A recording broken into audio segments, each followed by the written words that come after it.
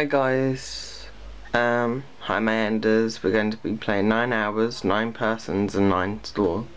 So let's get started with the intro. I'm only able to record one screen at the moment, so it'll be the top screen where most of the action will be. This game is fiction. All names, characters and incidents portrayed in this production are fiction.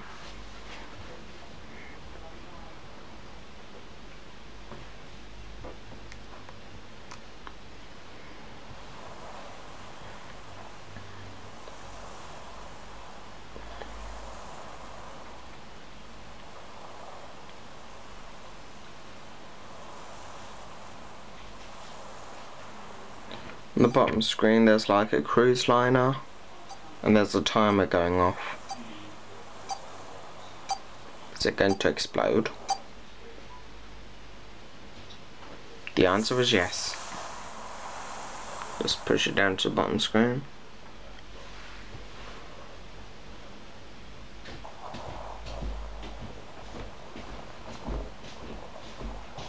A low noise started Jumpy's awake and his eyes snapped open. As they adjusted to the light, he realised he didn't recognise his surroundings. I'm going to put you back to main screen now.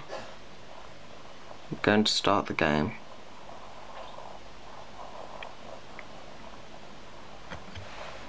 Ow. With the crack, Jumpy's head connected with something metal.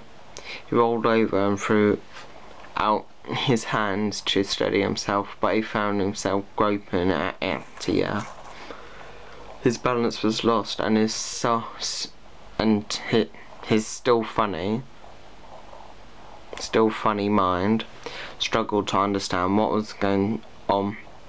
Jumpy tumbled down the cold grey floor. Ow, god damn it. What the hell? Jumpy glared around the room, still trying to determine where he'd woken up.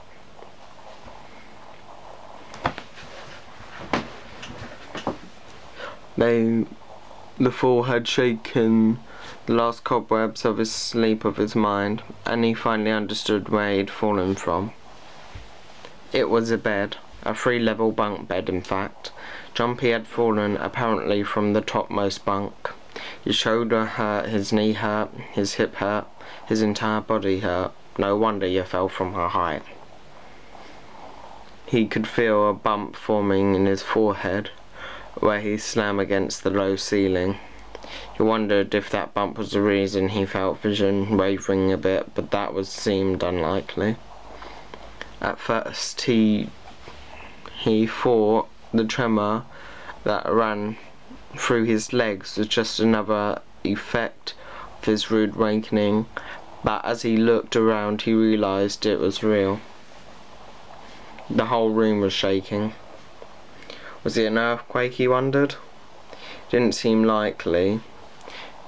It was shaky far too quickly for an earthquake.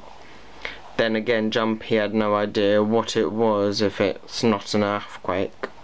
He tried to tell himself it was important. He rubbed the growing bump on his head and gingerly climbed to his feet. His balance regained, he finally took his first large look around the room and muttered to himself, "Where am I?"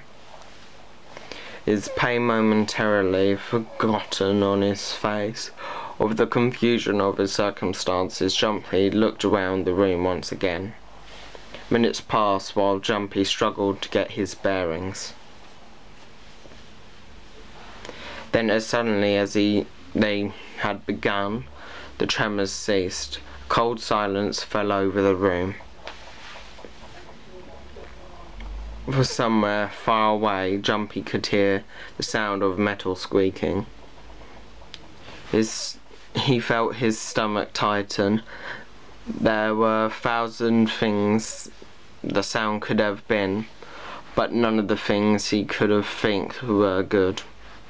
In an attempt to distract himself, Jumpy looked around the room once more. There was a stove that looked more like antique than functional. 3-level bunk beds had a mattress that was so thin that they were a little more than blankets. On the other side of the room was an identical bed which sat in the wall. Between the beds was a slightly dirty iron door. First thing Jumpy noticed about the door was a number roughly emblazoned on it. The surface of the door in red paint somebody had written 5. What's this 5 mean? Suspiciously, still utterly confused, Jumpy approached the door slowly.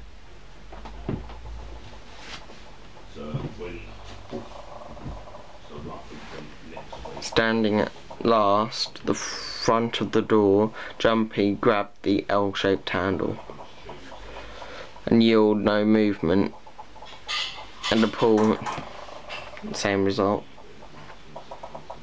There's creaking in the background. I guess that's from the boat. A few more tries continued.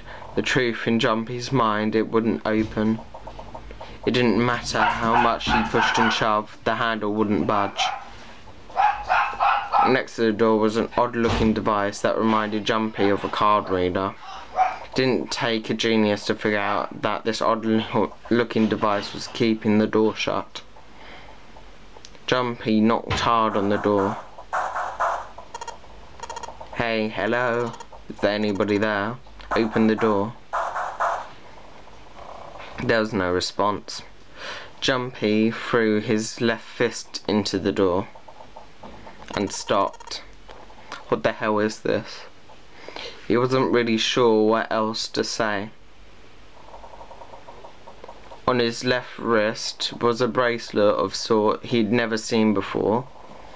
In the centre was a large LCD display. It looked like nothing else so much as a watch, but clearly wasn't that. After all, it showed a single number. 5. That's the same as the door. True, the numbers were the same, but he had no idea what they might mean. All he knew was that it was strange and knew he wanted it off. Jumpy flipped his hand over as if to remove the watch, but the other side of the bracelet was solid, no buckle, no clasp, nothing. He sighed and flipped the thing back over. There were a number of rivets around the rim of the face, perhaps. He pushed them, but nothing happened. On the watch they might be dials for adjusting date or time, but on his bracelet they had nothing. Jumpy was at a loss. What was he going to do? Growing more desperate, he began to fug about it. I think that's meant to be think. However, damn. Gets no good. Damn, the thing won't come off. Oh, tug at it. A steel ring ran from the face and around Jumpy's wrist, and the back into the face. He wouldn't be pulling the bracelet off any time in the near future. What the hell is the deal with this thing? Frustration and desperation were beginning to mix as the reality of the situation began to dawn fully on Jumpy. So much was happening and none of it made sense. Jumpy felt as though he were about to explode. Where am I? And why the hell am I here? Why? What the hell has happened to me? Flashback? It was at the moment that he noticed the window. The window was round and rimmed in riveted brass. The window was early 20th century style ship. What? Wait, am I in a ship? He walked slowly towards the window. He couldn't see nothing beyond it, but thick impenetrable darkness.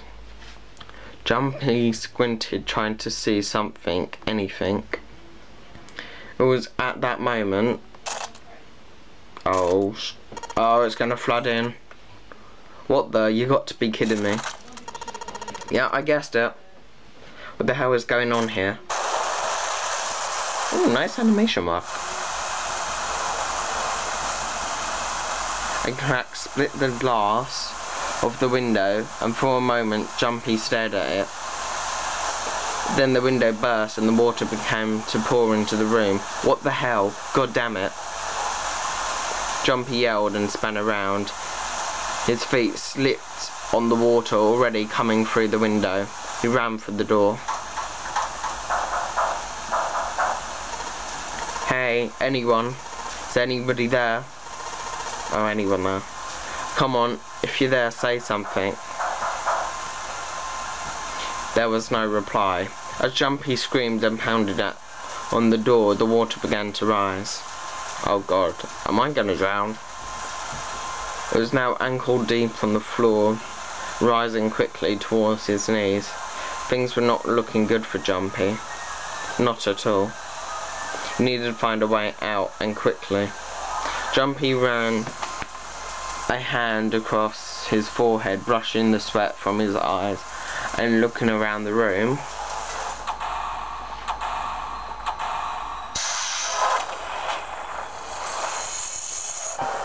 Seek a way out. Now this will be the game aspect now. As you can see, that's my place where I am.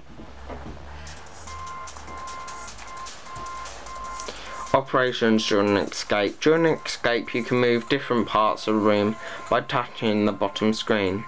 Since many areas require very exact selection, we recommend you use the stylus. During an escape you can touch the touch the background to search anywhere in the room. Just trying to get it right again. Sorry about this, folks.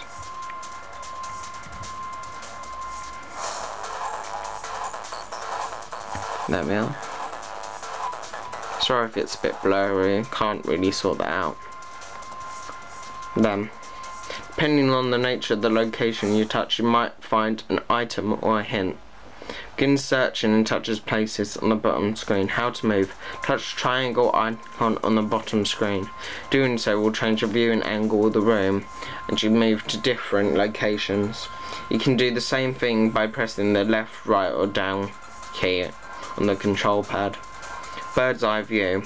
If you want to know where you are, touch the X on the camera icon on the bottom screen. This will show you where you are and what direction you're facing. Well guys, before I start this off, it's about to go to 15 minutes now, so I'll need to end it.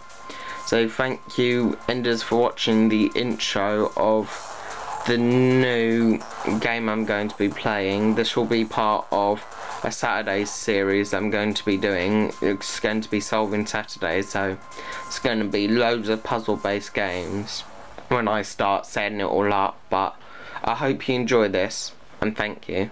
Bye.